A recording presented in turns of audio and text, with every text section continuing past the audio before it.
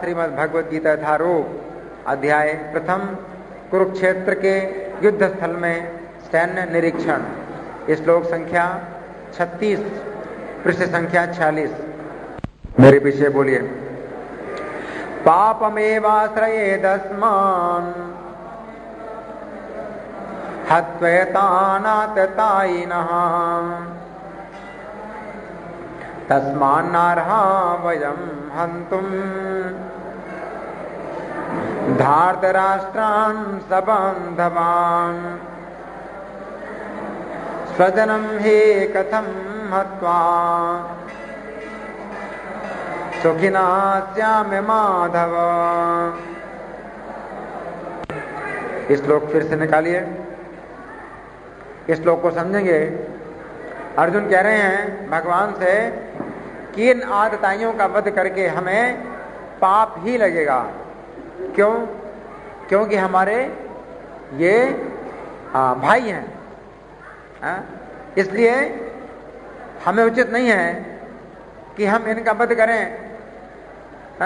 धृतराष्ट्र के पुत्रों का वध करें, अपने स्वजनों का वध करके हे माधव हम कैसे सुखी होंगे। अब हम सुनेंगे प्रभुपाद जी तात्पर्य में क्या लिखते हैं। श्रील प्रभुपाद की वैदिक आदेशानुसार आदताई 6 प्रकार के होते हैं। क्योंकि अर्जुन ने यहाँ आदताई कहा है, इन आदताइयों का वध करके हमें पाप लगेगा। तो प्रभुपाद जी बताते हैं आदताई कितने प्रकार के हैं? 6 प्रकार के हैं। पहला कौन है? विष देने वाला। दूसरा घर में अग्नि लगाने वाला। और तीसरा घातक हथियार से आक्रमण करने वाला। चौथा धन लूटने वाला। पांचवा दूसरे की भूमि हड़पने वाला। तथा छठवां पराई स्त्री का अपहरण करने वाला। ऐसे आदताइयों का तुरंत वध कर देना चाहिए, क्योंकि इनके वध से कोई पाप नहीं लगता। आदताइयों का इस तरह वध करना किसी सामान्य व्यक्ति को शोभा दे सकता है, किंतु अर्जुन कोई सामान्य व्यक्ति नहीं है। वे स्वभाव से साधु हैं, अतः वे उनके साथ साधुवत व्यवहार करना चाहते थे, किंतु इस प्रकार का व्यवहार क्षत्रिय के लिए उपयुक्त नहीं है। यद्यपि राज्य के प्रशासन के लिए उत्तरदायी व्यक्ति को साधु प्रकृति का होना चाहिए, किंतु उसे कायर नहीं होना चाहिए। उदाहरणार्थ भगवान राम इतने साधु थे कि आज भी लोग राम राज्य में रहना चाहते हैं, किंतु उन्होंने कभी कायरता प्रदर्शित नहीं की। रावण आतताई था, क्योंकि वह राम की पत्नी सीता का अपहरण करके ले गया था, किंतु राम ने उसे ऐसा पाठ पढ़ाया जो विश्व इतिहास में बेजोड़ है।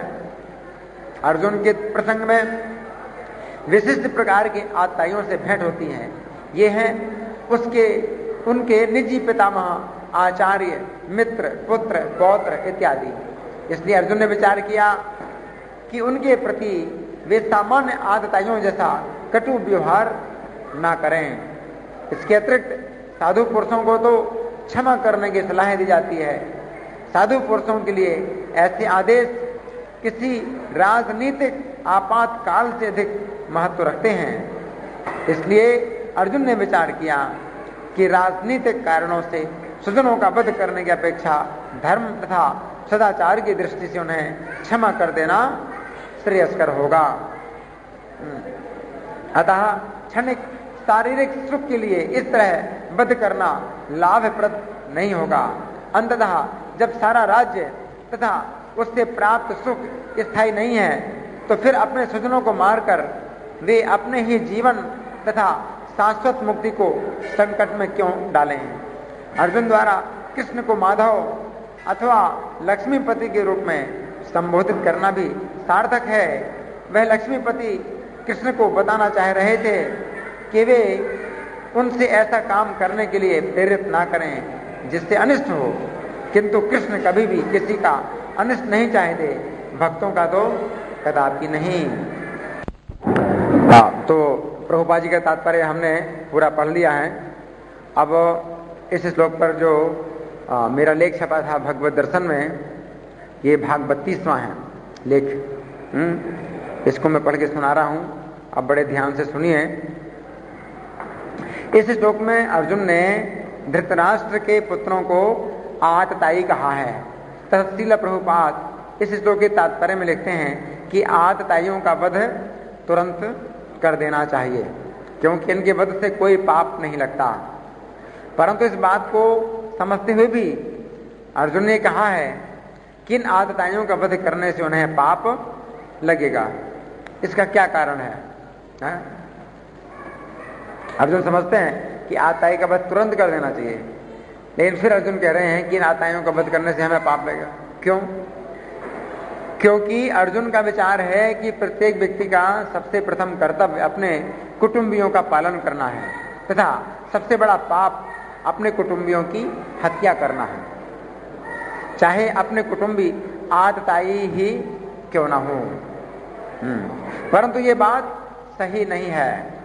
यदि अपना कुटुंबी आतताई हो तो यदि उसे अपने कुटुंब से अलग करके उचित दंड ना दिया जाए तो संपूर्ण कुटुंब पर दोष लगता है। हाँ, ये जरूरी है। अपने कुटुंब का व्यक्ति आतताई हो तो अपने कुटुंब से अलग करके उसको उचित दंड जरूर देना चाहिए। इस बात को ना समझकर अर्जुन कह रहे हैं कि आतताई होने पर भी अपने कुटुंबियों का पालन करना चाहिए।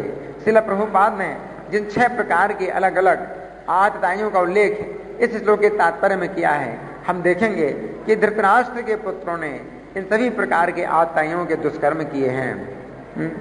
6 प्रकार के आतताई होते हैं, यानी 6 प्रकार के कामों में से अगर कोई एक काम करता है तो आतताई कहलाता है। लेकिन जो धृतराष्ट्र के पुत्र हैं, इन्होंने 6 के 6 प्रकार के काम किए हैं। मतलब कितने बड़े आतताई हैं ये। अब आप इसको ध्यान से सुनिए। पहला आतताई क्या है? विष देने वाला है। तो ये धृतराष्ट्र के पुत्रों ने विष दिया। दुर्योधन ने जल विहार के लिए गंगा के तट पर बड़े बड़े तंबू लगवाए। चतुर रसोइयों ने खाने पीने की बहुत सी वस्तुएं तैयार की। दुर्योधन के कपट को न समझकर उसके कहने पर युधिष्ठिर ने वहां की यात्रा स्वीकार कर ली। दुरात्मा दुर्योधन ने भीमसेन को मार डालने की बुरी नीयत से उनके भोजन की सामग्री में पहले से ही विष मिला दिया था। उसने बड़ी मिठास से मित्र और भाई की तरह आग्रह करके भीमसेन को सब परोस दिया और वे अनजान में सबका सब खा गए। दुर्योधन ने समझा, ठीक है, अब मेरा काम बन गया। इसके बाद जल क्रीड़ा हुई तथा भीमसेन थककर सबके साथ खेमे में आकर सो गए। वे रग रग में विष फैल जाने से निश्चेष्ट हो गए। दुर्योधन ने स्वयं लता की रस्सियों से भीमसेन के मुर्दे के समान शरीर को बांधा और गंगा के ऊंचे तट से जल में गिरा दिया। देखो आतताई कितना आतताई है ये। बाद में श्री कृष्ण की कृपा से भीमसेन के जीवन की रक्षा हुई, परंतु कुंती देवी तथा पांडवगण दुर्योधन के इस प्रकार के कार्यों की शिकायत किसी से भी नहीं कर सकते थे, क्योंकि वे जानते थे कि दुर्योधन अत्यंत दुष्ट है। और धृतराष्ट्र भी सुनेगा नहीं, क्योंकि दुर्योधन से मिला हुआ है। धृतराष्ट्र दुर्योधन का पिता है ना। तो ये पहले प्रकार का आतताई है जो किसी को विष देता है। अब दूसरे प्रकार का आतताई क्या है? कौन है? घर में अग्नि लगाने वाला। अब देखो ये काम भी इन्होंने किया। जब पांडवगण शिक्षित तथा युधिष्ठिर राज्य के योग्य हो गए तो संपूर्ण प्रजा यही चाहती थी कि युधिष्ठिर ही राजा बने। इसके अतिरिक्त धर्म के अनुसार भी पांडु की मृत्यु के बाद उनके बड़े पुत्र युधिष्ठिर को ही राज्य मिलना चाहिए, परंतु राज्य पाने के लोभ से तथा पांडवों के प्रति ईर्ष्या होने के कारण दुर्योधन कर्ण तथा शकुनी के साथ मिलकर अपने पिता धृतराष्ट्र को बहकाने लगा। अंत में धृतराष्ट्र की आज्ञा से कुंती सहित 5 पांडवों को वारणावत में कुछ दिनों के लिए जाना पड़ा। दुर्योधन ने अपने मंत्री पुरोचन से कहा कि वह वारणावत में पांडवों के रहने के लिए लकड़ी, सन और लाख आदि प्रज्वलनशील पदार्थों का महल तैयार करे, और जब कुंती सहित पांडव निश्चिंत होकर सो जाएं तो वह महल के दरवाजे पर आग लगा दे। विदुर जी के गुप्त संदेश से तथा श्री कृष्ण की कृपा से यद्यपि पांडवों की रक्षा हो गई, परंतु यह तो माना ही जाएगा कि दुर्योधन ने यह कर्म आतताई का किया। रक्षा तो हुई, वो तो कृष्ण की कृपा थी, लेकिन इनका तो कर्म बन गया क्या, घर में आग लगाना है। फिर तीसरी प्रकार का आतताई कौन है? घातक हथियार से आक्रमण करने वाला।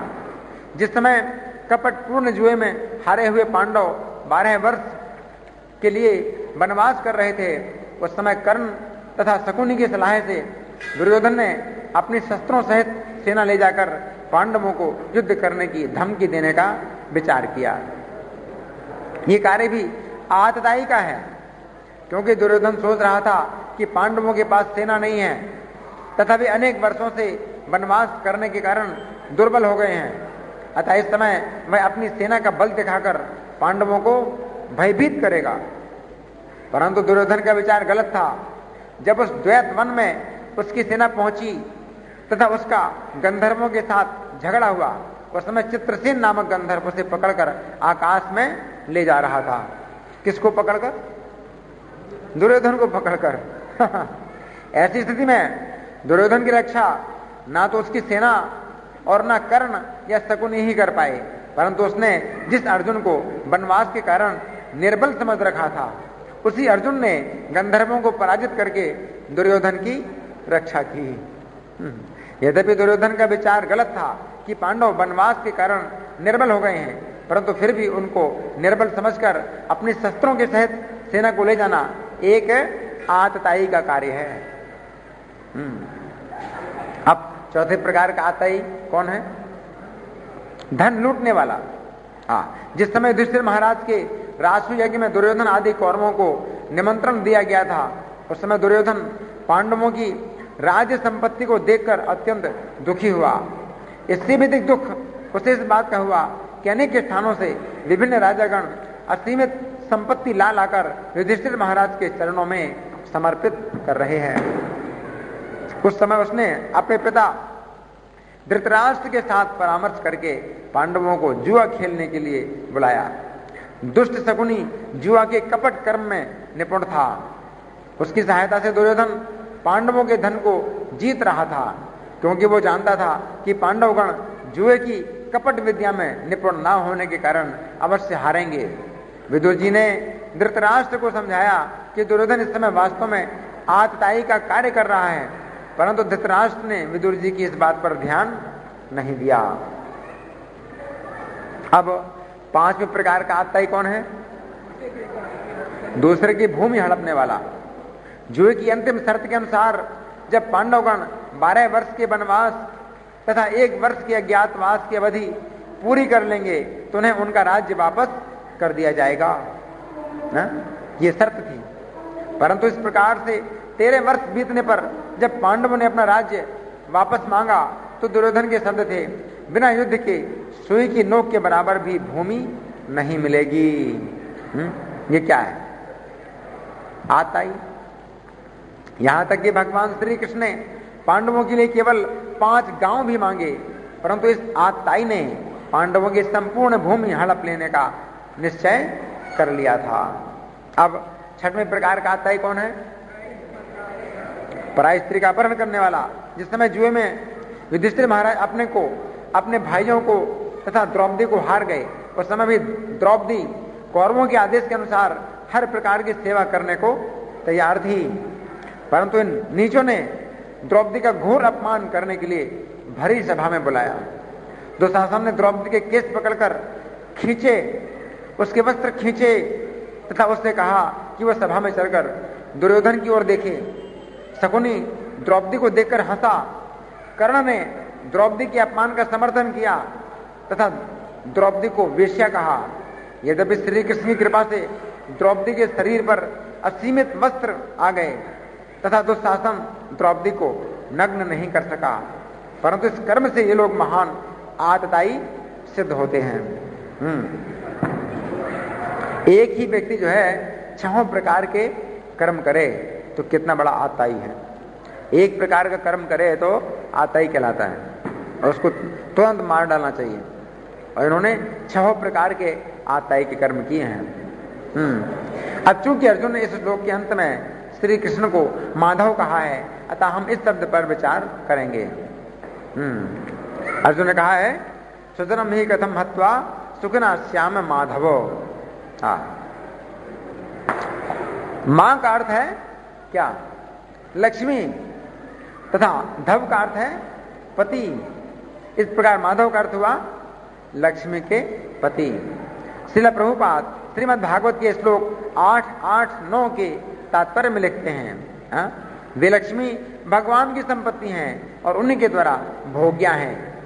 यदि कोई धन की देवी माता लक्ष्मी की कृपा का इच्छुक है तो उसे चाहिए कि वो उन्हें नारायण के साथ रखे, क्योंकि वे स्वभाव से भगवतपरा हैं। जो भक्त सदैव नारायण की सेवा में लगे रहते हैं, नारायण परायण, उन्हें निश्चय ही धन की देवी की कृपा प्राप्त होती है। किंतु जो भौतिकतावादी उन्हें निजी भोग के लिए प्राप्त करना चाहते हैं, वे निराश होते हैं। उनकी यह नीति ठीक नहीं है।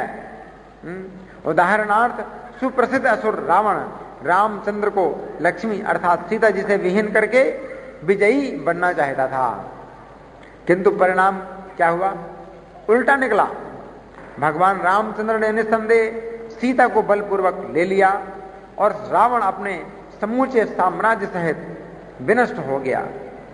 धन की देवी सबके लिए, जिसमें मनुष्य भी सम्मिलित हैं, काम्य है, किंतु मनुष्य को यह समझना चाहिए कि धन की देवी केवल भगवान की ही संपत्ति है। कोई भी व्यक्ति धन की देवी का तब तक कृपा पात्र नहीं बन पाता जब तक वह उनकी तथा परम भोक्ता भगवान दोनों की स्तुति नहीं करता। श्रीमद् भागवत के 8वें स्कंद के 8वें अध्याय में वर्णन हुआ है कि क्षीर समुद्र से उत्पन्न हुई लक्ष्मी देवी ने श्री कृष्ण के अंदर ऐसे कौन से गुण देखे जिनके कारण उन्होंने समस्त देवताओं और असुरों को त्याग कर केवल श्री कृष्ण को ही अपना पति बनाया। उनमें से 6 गुणों की हम यहां पर चर्चा करेंगे। अब पहला गुण क्या है? वास्तविक तपस्या। वास्तविक तपस्या का अर्थ है कि शरीर, वाणी तथा मन तीनों को शुद्ध कर्मों में लगाना। यदि मन में या वाणी में थोड़ा सा भी अनावश्यक क्रोध आ जाए तो तपस्या उसी प्रकार समाप्त हो जाती है। जिस प्रकार यदि किसी पात्र में छोटा सा भी छिद्र हो तो उस पात्र में रखा हुआ पूरा दूध बहकर निकल जाता है। आप सोचोगे कि अरे छोटा सा छेद है, चलता है। इतना बढ़िया बर्तन है, सोने का बर्तन है, इसमें अच्छे अच्छे रत्न जड़े हुए हैं, छोटा सा छेद है तो क्या है? ये तब छोटी छोटी बातें नहीं देखना चाहिए। ये सोचो कितना अच्छा बर्तन है और कितना सुंदर और मजबूत बर्तन है। सुंदर है, मजबूत है, लेकिन छोटा सा छेद है। अब दूध रखते हैं तो क्या होता है?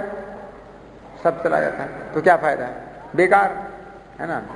इसी प्रकार से तपस्या समाप्त हो जाती है अगर अनावश्यक क्रोध आता है। विश्वामित्र जी ने 1000 वर्ष से भी अधिक समय तक तपस्या की, परंतु मेनका नामक अप्सरा के प्रति काम भाव से आसक्त होने के कारण उनकी संपूर्ण तपस्या समाप्त हो गई। बाद में उन्होंने पुनः 1000 वर्ष तीव्र तपस्या की तथा इस बार उन्हें आकर्षित करने के लिए रंभा नामक अप्सरा आई। इस बार विश्वामित्र जी कामासक्त न होकर क्रोधाविष्ट हो उठे और उन्होंने रंभा को पत्थर की प्रतिमा बनने का शाप दे दिया। इस प्रकार विश्वामित्र जी की तपस्या समाप्त हो गई ना। परंतु श्री कृष्ण की तपस्या में काम और क्रोध का नामो निशान भी नहीं है। जिस समय नर नारायण भगवान बदरिकाश्रम में तपस्या कर रहे थे उस समय इंद्र की भेजी हुई कामदेव की सेना उन्हें आकर्षित करने के लिए आई। उन अप्सराओं के सभी प्रयासों के बावजूद भी नर नारायण के मन में ना तो काम का संचार हुआ और ना ही क्रोध का संचार हुआ। लक्ष्मी जी ने श्री कृष्ण के अंदर तपस्या का ये वास्तविक गुण देखकर ही उन्हें अपना पति बनाया। कृष्ण में ऐसी तपस्या है। फिर दूसरा गुण क्या है? वास्तविक ज्ञान। जिस प्रकार क्रोध से तपस्या नष्ट होती है, उसी प्रकार आसक्ति से ज्ञान नष्ट होता है। अगर आसक्ति है इस संसार में किसी चीज में, तो ज्ञान नष्ट हो जाएगा, है ना। यद्यपि श्री कृष्ण गोपियों के साथ माधुर्य रस में संबंधित रहे, परंतु इस संबंध को शास्त्रों ने अत्यंत पवित्र बतलाया है तथा श्री कृष्ण को नैष्ठिक ब्रह्मचारी भी कहा गया है। बिल्कुल आसक्ति नहीं भगवान की गोपियों में। गर्ग की संहिता में ऐसा वर्णन आता है कि जब गोपियों को यमुना पार करना था तो उन्होंने कहा, हे यमुना जी, यदि श्री कृष्ण नैष्ठिक ब्रह्मचारी हों तो आप हमें मार्ग दे दीजिए। ऐसा कहने से यमुना जी ने गोपियों को मार्ग दे दिया तथा यमुना जी को पार करती हुई गोपियों के वस्त्र भी नहीं भीगे। इस प्रकार लक्ष्मी जी ने श्री कृष्ण के अंदर ज्ञान का यह वास्तविक गुण देखकर ही उन्हें अपना पति बनाया। तो इसमें यह बताया गया है कि तपस्या को अगर मान लो आप दूध मानते हो, तो उसमें क्रोध जो है ना, क्या है? छिद्र के समान है। तो अगर थोड़ा सा भी क्रोध है तो तपस्या रूपी दूध समाप्त हो जाएगा। उसी प्रकार से ज्ञान को अगर आप दूध मानते हो तो छिद्र क्या है? आसक्ति। थोड़ी सी आसक्ति हो, जरा सा छेद हो तो दूध क्या हो जाएगा? चला जाएगा, तो ज्ञान समाप्त हो जाएगा। संसार में अगर भौतिक आसक्ति है थोड़ी सी है, तो कृष्ण में तपस्या है लेकिन क्रोध नहीं है, इसलिए उनके पास वास्तविक तपस्या है, सुरक्षित है तपस्या। उसी प्रकार कृष्ण में ज्ञान है लेकिन आसक्ति नहीं है, इसलिए ज्ञान उनका सुरक्षित है, वास्तविक ज्ञान है कृष्ण के अंदर। और लक्ष्मी जी ने ये देखा, लक्ष्मी जी जब क्षीर सागर से उत्पन्न हुई तो यद्यपि वो भगवान की हमेशा हमेशा की पत्नी है, लेकिन फिर भी वो दोबारा विचार करती हैं नए ढंग से। जैसे कोई स्त्री किसी को जानती नहीं है और विचार करती है कि मैं किसको पति बनाऊं, तो लक्ष्मी जी ने बिल्कुल नए सिद्धांत से फिर चुनाव किया सब देवताओं और असुरों के बीच में कि कौन मेरा पति बनने योग्य है। तो भगवान कृष्ण में जो है उन्होंने ये गुण देखे। इसके बाद भगवान कृष्ण में और तीसरा गुण क्या देखा? वास्तविक ऐश्वर्य। जिस प्रकार आसक्ति से ज्ञान नष्ट होता है, उसी प्रकार दूसरों पर आश्रित रहने से व्यक्ति का ऐश्वर्य नष्ट हो जाता है। ऐश्वर्य यानी अपना जो प्रभाव है ना, तो अपना जो प्रभाव है वो दूध के समान है। अगर आप थोड़ा भी आश्रित रहते हैं दूसरों पर तो अपना प्रभाव समाप्त हो जाता है, तो वो जो है ना आश्रय क्या है? छिद्र के समान है। छोटा सा भी छिद्र हो तो दूध बह जाएगा, है ना। तो दूसरों पर अगर आश्रित रहते हैं तो अपना प्रभाव समाप्त हो जाएगा। तो यहां पर ऐश्वर्य का अर्थ है दूसरों पर नियंत्रण करने की क्षमता। दूसरों पर नियंत्रण तभी कर सकते हैं जब आप किसी पर आश्रित नहीं होते, है कि नहीं। इस भौतिक संसार में कोई भी व्यक्ति ऐसा नहीं है जो दूसरों पर आश्रित ना हो, इसलिए कोई भी असली नियंता नहीं है। श्री कृष्ण ही असली नियंता है। इसलिए ब्रह्म संहिता में कहा गया है ईश्वरः परमः कृष्णः, अर्थात श्री कृष्ण ही परम ईश्वर हैं। जिस समय ब्रह्मा जी ने श्री कृष्ण का वास्तविक ऐश्वर्य देखने के लिए उनके बछड़ों तथा सखाओं को चुरा लिया, उस समय श्री कृष्ण ने अपना वास्तविक ऐश्वर्य प्रकट किया। उन्होंने बिना किसी का आश्रय लिए समस्त बछड़ों तथा बालकों के रूप में अपना विस्तार कर दिया। यह है कृष्ण का ऐश्वर्य है। किसी का भी सहारा नहीं लिया कृष्ण ने, किसी का आश्रय नहीं लिया, स्वयं ही अपने से ही उन्होंने विस्तार कर दिया। क्या? जितने बालक थे, जितने बछड़े थे, स्वयं बन गए, है ना। आपको अगर कोई चीज बनवानी पड़ती है तो कई लोगों से आपको जो है आश्रय लेना पड़ता है, कई लोगों का आश्रय लेना पड़ता है कि नहीं? मान लो कोई मूर्ति बनवानी है आपको, है कि नहीं, पीतल की चांदी की मूर्ति बनवानी है ना, तो कितने लोगों से आपको संपर्क करना पड़ता है तब कहीं वो मूर्ति तैयार होती है कि नहीं? लेकिन भगवान ने असंख्य बालक, असंख्य बछड़े अपने आप से बना दिए। तो ये वास्तविक ऐश्वर्य ये है भगवान का। भगवान को ब्रह्मा से किसी सहायता की आवश्यकता नहीं पड़ी। ब्रह्मा ने उनके बछड़े बालक चुरा लिए, भगवान ने कहा ठीक है चुरा लो, मुझे किसी की सहायता की आवश्यकता नहीं है, मैं स्वयं से जो ना सब बछड़े और बालक बना देता हूं, है कि नहीं? तो ये भगवान का वास्तविक ऐश्वर्य है। इस प्रकार लक्ष्मी जी ने श्री कृष्ण के अंदर ऐश्वर्य का ये वास्तविक गुण देखकर ही उन्हें अपना पति बनाया। जैसे कि इंद्र ने भी जब वर्षा की ब्रज के ऊपर तो भगवान चाहते तो कई उपाय थे उनके पास करने के लिए। किसी और देवता से कहते तो वो सहायता करता भगवान की, है कि नहीं? लेकिन भगवान ने बिना किसी की सहायता के गोवर्धन पर्वत धारण किया और इंद्र को चुनौती दे दी कि तुम जितनी शक्ति है उतनी शक्ति लगा लो, जितना वर्षा करना है कर लो। भगवान ने अपना अलग ही उपाय किया बिना उसके कार्य में बाधा डाले। अगर भगवान चाहते तो इंद्र के कार्य में बाधा डाल सकते थे, वर्षा नहीं होने देते, हवा से बादलों को उड़ा दिया होता, तो बादल क्या करते, है कि नहीं? तो भगवान जो है किसी के कार्य में किसी प्रकार का हस्तक्षेप किए बिना एक नया उपाय निकाल देते हैं जिससे कि जो है उनके भक्तों की रक्षा होती है। अच्छा, चौथा गुण वास्तविक महानता। लक्ष्मी जी ने कृष्ण में वास्तविक महानता देखी। जिस प्रकार दूसरों पर आश्रित रहने से ऐश्वर्य नष्ट हो जाता है, उसी प्रकार भौतिक इच्छाओं के कारण व्यक्ति की महानता नष्ट हो जाती है। ये भी अब महानता क्या है? दूध के समान है, और भौतिक इच्छाएं क्या है? छिद्र के समान।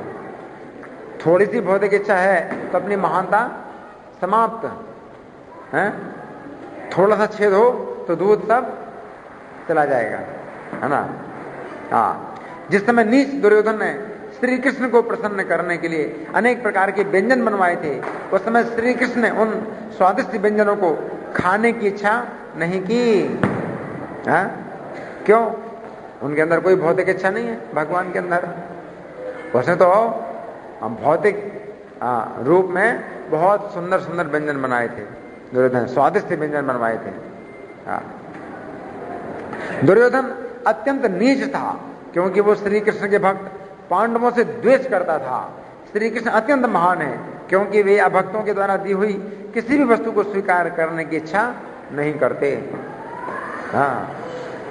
इसका मतलब क्या है? भौतिक इच्छाएं नहीं है भगवान में बिल्कुल। श्री कृष्ण के अंदर महानता का ये वास्तविक गुण देखकर ही लक्ष्मी जी ने उन्हें अपना पति बनाया। अब पांचवा है वास्तविक धर्म। जिस प्रकार भौतिक इच्छाओं के कारण महानता नष्ट हो जाती है, उसी प्रकार अन्य जीवों पर दया न दिखाने से व्यक्ति का धर्म नष्ट हो जाता है। अब यहां धर्म क्या है? दूध के समान है, और दया न दिखाना यानी कठोर व्यवहार करना दूसरों पर, ये क्या है? छिद्र के समान है। तो अगर कठोरता का व्यवहार थोड़ा भी करते हैं तो आपका जो धर्म रूपी दूध है वो सब समाप्त हो जाएगा, चला जाएगा। श्री कृष्ण वास्तव में सभी प्राणियों के प्रति दयालु हैं।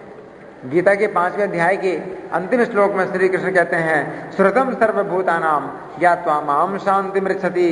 अर्थात जो व्यक्ति श्री कृष्ण को समस्त प्राणियों के प्रति दयालु समझता है उसे ही शांति प्राप्त होती है।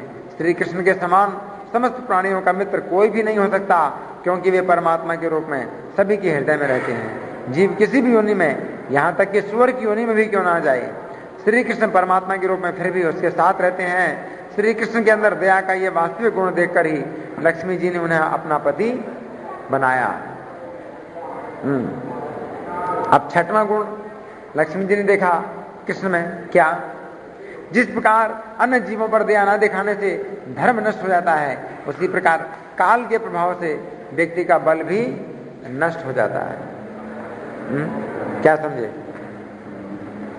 हाँ, बल समय के प्रभाव से। जैसे समय थोड़ा सा बीतता है और अपने शरीर का बल क्या होता है? घट जाता है कि नहीं? तो समय जो है क्या है? छिद्र के समान है और बल दूध के समान है। तो थोड़ा सा समय बीता और अब जो बल रूपी दूध है वो समाप्त होने लगता है। हाँ, श्री कृष्ण के अतिरिक्त ऐसा कौन है जिसका बल मृत्यु के सामने नष्ट नहीं होता?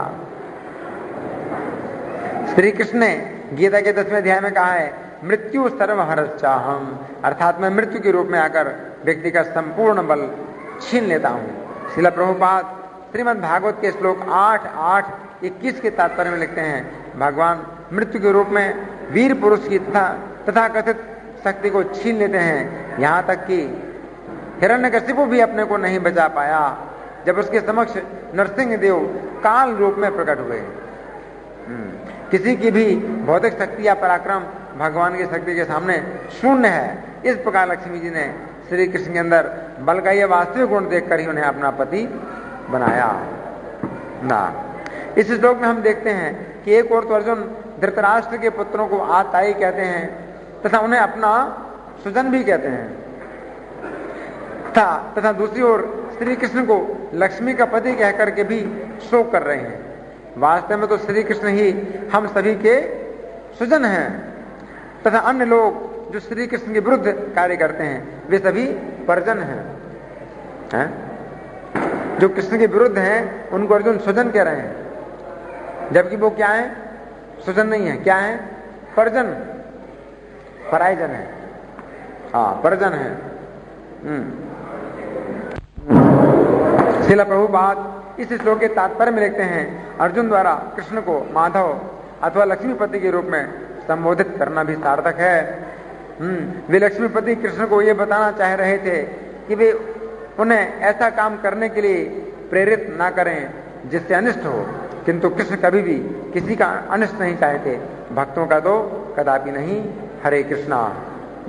अब किसी का कोई प्रश्न है या मैं प्रश्न करूं? अच्छा, तो मैं प्रश्न कर रहा हूं। हाँ, लक्ष्मी जी ने भगवान के अंदर जो 6 गुण देखे हैं, तो पहला गुण क्या है? पहला गुण क्या है? तपस्या। भगवान में वास्तविक तपस्या है। हाँ, तो वास्तविक तपस्या जो है भगवान में है। कैसे? कौन सा ऐसा छिद्र है जिससे तपस्या नष्ट होती है? क्रोध। हाँ, तो भगवान में क्रोध नहीं है, काम और क्रोध नहीं है, जिससे कि तपस्या नष्ट हो। इसका उदाहरण क्या है? जब विश्वामित्र जी तपस्या कर रहे थे तो मेनका आई उनकी तपस्या नष्ट करने के लिए, तो काम में आसक्त हो गए, और फिर दोबारा जब वो तपस्या करने लगे तो रंभा आई, तो उसके ऊपर उन्होंने क्रोध प्रकट किया और शाप दे दिया पत्थर बनने के लिए। तो काम और क्रोध से उनकी तपस्या नष्ट हो गई। लेकिन कृष्ण में ऐसा नहीं है। इसका उदाहरण, नर नारायण ऋषि तपस्या कर रहे थे, तो विश्वामित्र की तपस्या भंग करने के लिए तो केवल एक अप्सरा आई। पहले मेनका आई थी तो तपस्या नष्ट कर दी उसने, फिर रंभा आई, उसने तपस्या नष्ट कर दी, काम के कारण या क्रोध के कारण। लेकिन नर नारायण ऋषि की तपस्या भंग करने के लिए कामदेव की पूरी सेना आई।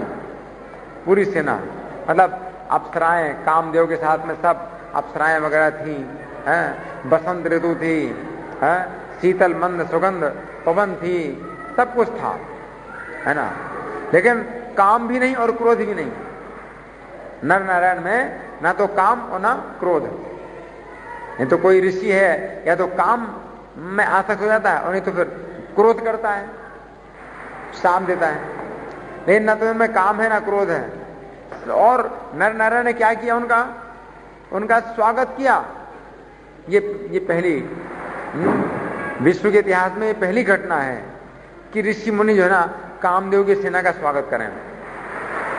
जंगल में उन्होंने कामदेव की सेना का स्वागत किया, वहां के जो है ना स्वादिष्ट जो फल हैं उनका भोजन कराया है?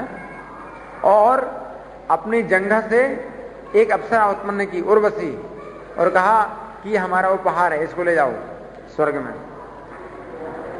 जितनी अप्सराएं थी उनका सौंदर्य फीका पड़ गया उर्वशी के सामने, और वो भगवान ने अपनी जंघा से उत्पन्न किया उर्वशी को और कहा कि ले जाओ, स्वर्ग की शोभा बढ़ाएगी। ऐसे आज तक कोई भी तपस्वी नहीं हुए ऋषि मुनि इस संसार में जैसे नर नारायण है ना। तो ये भगवान का जो है ना ये गुण है। तो इस प्रकार से भगवान अपनी तपस्या से पूरे संसार की रक्षा कर रहे हैं। नर नारायण की तपस्या से ही इस संसार की रक्षा हो रही है। हाँ, तो ये पहला गुण है, लक्ष्मी जी ने देखा। अच्छा, दूसरा गुण क्या है? वास्तविक ज्ञान।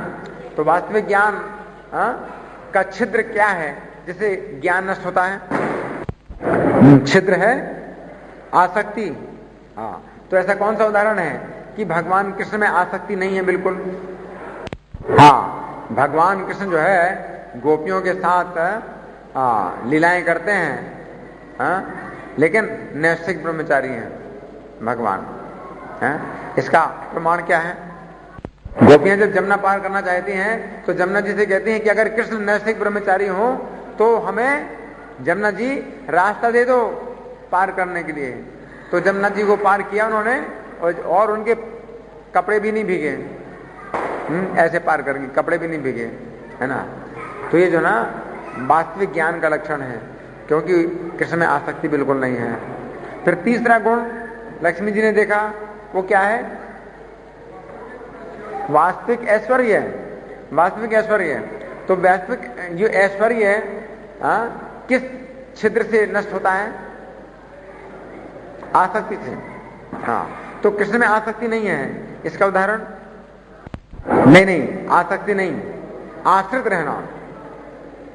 जो ऐश्वर्य अपना मतलब दूसरों में नियंत्रण करने की जो क्षमता है, तो ये समाप्त हो जाएगी अगर आप किसी पर आश्रित रहते हैं, है ना। तो कृष्ण आश्रित नहीं है किसी के। इसका उदाहरण क्या है? हाँ, ब्रह्मा जी ने जो कृष्ण के बालक और बछड़े चुराए, है ना, तो कृष्ण जरा भी आश्रित नहीं थे ब्रह्मा जी पर। भगवान कहते हैं ठीक है तुमने सब चुरा लिए, मुझे कोई चिंता नहीं है, बिल्कुल अलग से ही जो ना भगवान ने अपना विस्तार कर दिया जितने बालक और बछड़े थे, है ना। और ब्रह्मा जी भ्रमित हो गए कि कौन असली है कौन नकली है ना। तो कृष्ण आश्रित नहीं है किसी पर, इसलिए वो उनके पास वास्तविक ऐश्वर्य है। फिर चौथा गुण कौन सा है? चौथा गुण है महानता। तो महानता का जो छिद्र कौन सा है जिससे महानता नष्ट होती है? कौन बताएगा? महानता जो है ना नष्ट होती है कौन से क्षेत्र से? भौतिक इच्छाओं से। हाँ, धन्यवाद, भौतिक इच्छाएं। तो कृष्ण में भौतिक इच्छाएं नहीं है। इसका उदाहरण? हाँ, जब दुर्योधन ने कृष्ण के लिए कई स्वादिष्ट व्यंजन बनवाए, है ना, तो कृष्ण ने उनको नहीं खाने की इच्छा की। क्यों? क्योंकि दुर्योधन कृष्ण के भक्तों से ईर्ष्या करता था। इसलिए अभक्त का जो है कृष्ण कुछ भी जो है ना चीज स्वीकार नहीं करते हैं। तो ये कृष्ण में वास्तविक महानता है। अच्छा, फिर पांचवा गुण क्या है जो लक्ष्मी जी ने कृष्ण में देखा? हाँ, धर्म। तो धर्म जो है ना नष्ट होता है। कौन सा छिद्र है उसका? दया ना दिखाना, कठोरता, है ना। तो कृष्ण में जो है ना मतलब कठोरता नहीं है किसी जीव के प्रति। इसका उदाहरण क्या है? कृष्ण किसी भी जीव के प्रति कठोर नहीं है। इसका उदाहरण क्या है? कृष्ण कहते हैं गीता में क्या? सुहृदम सर्वभूतानां ज्ञात्वा माम शांति मृक्षति। देखो, सूअर की योनि में भी जो है ना कोई जीव जाता है तो कृष्ण फिर भी उसके दिल में विराजमान है। कितने दयालु हैं, है ना। इसलिए कृष्ण में वास्तविक धर्म है। फिर छठवां गुण क्या है लक्ष्मी जी ने देखा कृष्ण में? बल है। तो बल जो है ना कौन से छिद्र से नष्ट होता है? काल से या मृत्यु के सामने। मृत्यु के सामने बल समाप्त हो जाता है ना। लेकिन कृष्ण में जो है, कृष्ण स्वयं कहते हैं कि वे स्वयं मृत्यु के रूप में आकर व्यक्ति का संपूर्ण बल छीन लेते हैं, है ना। और हिरण्यकशिपु के रूप में भी नहीं, नरसिंह देव के रूप में भी जो हिरण्यकशिपु था वो नरसिंह भगवान से बच नहीं सका, क्योंकि वे काल रूप में प्रकट हुए। तो कृष्ण स्वयं ही काल हैं, इसलिए कृष्ण में के अंदर वास्तविक बल है, वास्तविक बल है। तो ये गुण है। अच्छा, और किसी का प्रश्न? इनका प्रश्न है कि भगवान कृष्ण नैष्ठिक ब्रह्मचारी हैं, तो उनके पास जो है ना वास्तविक ज्ञान है, इससे इसका क्या संबंध है? तो इसको समझना चाहिए कि आसक्ति से ज्ञान नष्ट हो जाता है। जब कोई व्यक्ति आसक्त होता है विषय भोगों में, तो उसका ज्ञान नष्ट हो जाता है ना। भगवान कृष्ण में जरा भी आसक्ति नहीं है गोपियों के प्रति, है ना। इसका मतलब क्या है कि कृष्ण नैष्ठिक ब्रह्मचारी हैं, है ना। तो भगवान कृष्ण जो है गोपियों के प्रति आसक्त नहीं है। तो ये जो है ना प्रमाण है कि जमुना जी ने रास्ता दे दिया, है कि नहीं। तो जो लोग कृष्ण की निंदा करते हैं कि गोपियों के साथ में इन्होंने रास किया, पराई स्त्रियों का स्पर्श किया, है ना, तो ये चीजें जो है बहुत ही गलत हैं। क्योंकि भगवान कृष्ण का जो गोपियों के साथ संबंध है वो दिव्य से भी दिव्य है, बहुत पवित्र संबंध है गोपियों के साथ भगवान का, है ना। तो ये भौतिक आसक्ति नहीं कही जा सकती है ना। किसी की व्यक्ति के पास अगर ज्ञान होता है तो आसक्ति एक ऐसा छिद्र है जिससे वो ज्ञान सब समाप्त हो जाएगा। काम, ये जो काम है, तो भगवान ने कहा है काम जो है ना शत्रु है, ज्ञानियों का हमेशा शत्रु है काम। भगवान कहते हैं आवृतम ज्ञानम एतेन ज्ञानिनो नित्य वैरिणा काम रूपेण कौन्ते दुष्पूरेण नलिन च। ये काम रूपी जो शत्रु है, ये जो है ज्ञानियों का नित्य वैरी है ना। तो ऐसी स्थिति में ये जो काम है ये ज्ञान को नष्ट कर देता है ना। इसलिए वो व्यक्ति जो है पाप कर्म कर रहा है। अर्जुन ने कहा कि वो जानता है कि मुझे पाप कर्म नहीं करना चाहिए, है? और नहीं चाहता है पाप कर्म करना, तो भी वो कर रहा है। क्यों कर रहा है? तो भगवान ने क्या कहा? काम एस क्रोध एस रजोगुण समन्भवा महासनो महापापा विद्यन में वैरिणम। तो ज्ञान का शत्रु है, ज्ञान खत्म कर देता है काम, आसक्ति। तो फिर वो जो है वो कुछ नहीं देख पाता, अंधा हो जाता है, ज्ञान की दृष्टि समाप्त हो जाती है उसकी, है ना। तो इसलिए ये बहुत बड़ा शत्रु है ना। यहां पर ज्ञान का मतलब है कि आपको क्या करना है क्या नहीं करना है। ये जो विवेक है ये ज्ञान शक्ति है जिसके कारण आप निर्णय करते हैं कि आपको ये काम नहीं करना, ये काम करना है। ये जब आसक्ति होती है तो व्यक्ति फिर जो है ना वो काम करता है जो नहीं करना चाहिए, है ना। तो ज्ञान को नष्ट कर दिया ना उसने, है कि नहीं। तो इसके उदाहरण बहुत से हैं, हाँ। शुक्राचार्य, क्योंकि वो आसक्त थे अपने घर में, धन में, इसलिए उनका ज्ञान नष्ट हो गया। तो बलि महाराज को कहते हैं कि भगवान को जो है 3 पग भूमि में नहीं देना, है कि नहीं। तो ये भी एक उदाहरण है ना। अजामिल का उदाहरण, वेश्या में आसक्त हो गया, है ना, तो उसका सब ज्ञान नष्ट हो गया। वो सदाचारी ब्राह्मण था। रावण का भी उदाहरण है ना, तो सीता में आसक्त है, तो कितना बड़ा वेदों का पंडित था, लेकिन क्या है, सब नष्ट, ज्ञान बिल्कुल नष्ट हो गया उसका, है ना। तो ऐसे कई उदाहरण हैं। इनका प्रश्न है कि काम से ज्ञान नष्ट हो जाता है इसीलिए काम अपराध है। हाँ, क्योंकि काम पाप कर्म कराता है। अर्जुन ने कहा कि अथ केन प्रयुक्त वयम पापम चरति पुरुषा, किसके कारण प्रयुक्त होकर के व्यक्ति पाप का आचरण करता है, नहीं चाहता है तो भी पाप कर्म कर रहा है, क्यों, है कि नहीं। तो पता है कि ये काम गलत है, ये वो गलत काम ही कर रहा है कि नहीं। तो सीधी बात है कि वो अपना सर्वनाश कर रहा है। काम के द्वारा ज्ञान नष्ट होता है। जैसे कि पतंगा देखो, पतंगा, एक उदाहरण, पतंगे में आ सकती है लाइट में, क्यों? उसको रूप दिखाई पड़ता है, अच्छा सुंदर रूप है अग्नि का, तो वो भोगना चाहता है उसको, और एकदम जाता है और जल जाता है। उसका ज्ञान नष्ट हो गया कि नहीं? मछली का ज्ञान नष्ट होता है काम के द्वारा। इतनी जो है ना भोगने की इच्छा है, खाने की, स्वाद की इतनी प्रबल इच्छा है कि जो कुछ कीड़ा, वो जिसमें कांटा लगा है, कांटे में कीड़ा लगा हुआ है, वो ऐसे कस के मारती है अपना मुंह उसमें कि कांटा आर पार हो जाता है उसके। देखो ज्ञान नष्ट हो गया ना उसका, है ना, तो मर जाती है वो, है कि नहीं? इस प्रकार के उदाहरण है। हरिण का उदाहरण है, काम के द्वारा ज्ञान नष्ट हो जाता है उसका, है क्यों? जो शिकारी का संगीत है उसको बड़ा अच्छा लगता है, तो वो फिर सुनने में मस्त हो जाता है, और शिकारी हिरण के सामने ही संगीत बंद करके और धनुष बाण उठाता है और मार देता है हिरण को। और उस समय हिरण भाग सकता है, लेकिन वो नहीं भाग सकता है, क्योंकि संगीत में आसक्त है, वो मारा जाता है ना। तो इस प्रकार के उदाहरण है। और कोई प्रश्न किसी का? इनका प्रश्न है कि जो हमने उदाहरण दिए हैं, भगवान ने जो है इन लक्ष्मी जी ने भगवान के इन गुणों को देख करके अपना पति बनाया, तो ये उदाहरण तो अलग अलग समय पर हुए हैं। हाँ, तो लक्ष्मी जी ने सब विचार किया, सब विचार किया, हर समय पर विचार किया कि भगवान में जो है ना ये गुण है ना। तो सब कुछ जो है ना लक्ष्मी जी ने विचार किया कि इनके अंदर जो है ना वास्तविक ज्ञान है, इनमें जो है ना वो छिद्र नहीं है ना। लक्ष्मी जी की तो और भी गहरी दृष्टि है। हमने तो कुछ उदाहरण दिए अपनी समझ से कि कृष्ण के अंदर ये गुण है। लक्ष्मी जी की तो और ज्यादा गहरी दृष्टि से उन्होंने कृष्ण के गुणों पर विचार किया। हम तो कुछ भी नहीं कर सकते इतना विचार, है ना। और कोई प्रश्न किसी का?